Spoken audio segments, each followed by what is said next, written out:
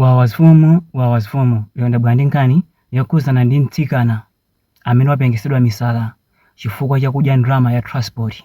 Mtsikana ameneyu adapanga chipongwe mnyamata ndi mnyamata uja wampengesa misala.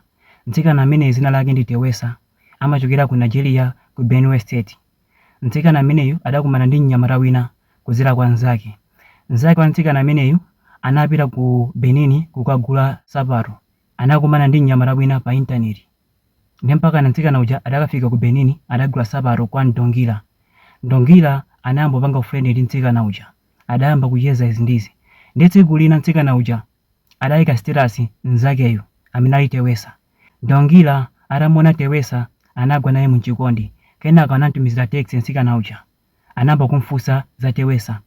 Mpaka na mtsikana uja adamfunsa Tewesa kuti Ndongila akufuna namba yako. Mnyamata amene amagulitsa sapato afuna atacheza nawe. Kenaka mtsikana uja adavumeleza mpase namba yanga. Ndi Ndongila ndi mtsikana uja adayamba kucheza mpaka nadapanga bulani yakuti akakumane. Ndi tsiku lokumana lija Ndongila anatumiza ndalama zambiri kwambiri za transport pulasiso ya chakudya. Mtsikana uja sadapite kumalo kuja.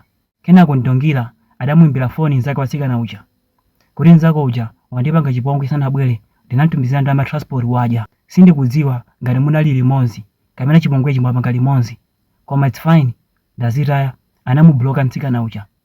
Mtsikana uja anamuimbira foni Tewesa. Tewesa adayankha kuti amene jamafuna ndikakumane naye ndikumana naye ndikafuna panopa ndili kwa chibwezi yanga china chimene chandipasa ndalama zambiri zoposa iyeyo. Kenako mtsikana uja anati okay yabwino koma yesese upite kwa Ndongila.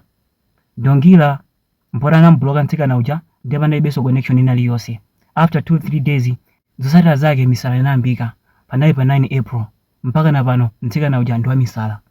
Dabwani nkhani imeneyi ndi cholinga choti atsikana ena ake mutengepo phunziro. Akuluakulu ndimakamba nthawi zonse osamadya ndalama za mamuna ngati simunamukonde chonde muzini sinakukonde.